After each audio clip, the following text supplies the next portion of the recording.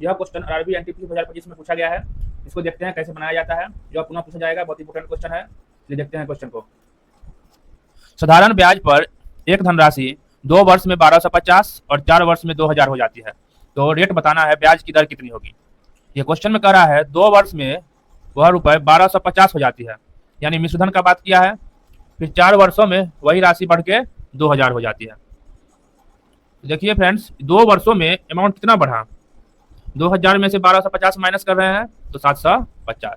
750 रुपए 2 वर्षों में बढ़ रहा है, यानी 2 वर्षों में इतना ब्याज मिल रहा होगा। 2 वर्ष में हमें इतना ब्याज मिला। अब फर्स्ट कंडीशन में कह रहा है 2 वर्ष में रुपया बढ़ के 1250 हो रही है, 2 वर्ष में बढ़ के 1250 हो रही है, जबकि 2 वर्ष में हमें 750 रुपये ब्याज भी मिलता है।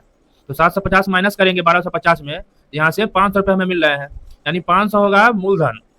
तब ना 500 पे 2 वर्षों में 750 रुपये ब्याज मिलने पर 500 में 750 बढ़ के 1250 हो गया था, यानी हम मूलधन पता कर लिए 500 रुपये।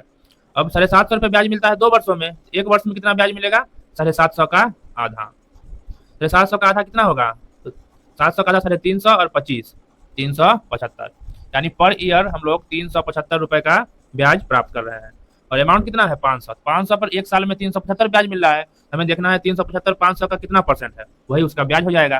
तो 375 जो है 500 कितना परसेंट है देखना है, तो नीचे जाएगा 500 का है कि 500 से कंपेयर कर रहे हैं गुने 100%। जब भी परसेंटेज निकालना हो कोई किसी अंक का कितना परसेंट है, तो जिसका जिससे तुलना करेंगे वो नीचे और जिसको करेंगे वो ऊपर गुने 100%, यही परसेंट में निकल जाता है। इसको कैलकुलेट करना है, 5 से भाग देंगे, 5 7 35 7 और 5 25 75 आ गया दोस्तों, यानी कि उसका एसआई ब्याज दर, सिंपल इंटरेस्ट का ब्याज दर 75% वार्षिक है आंसर।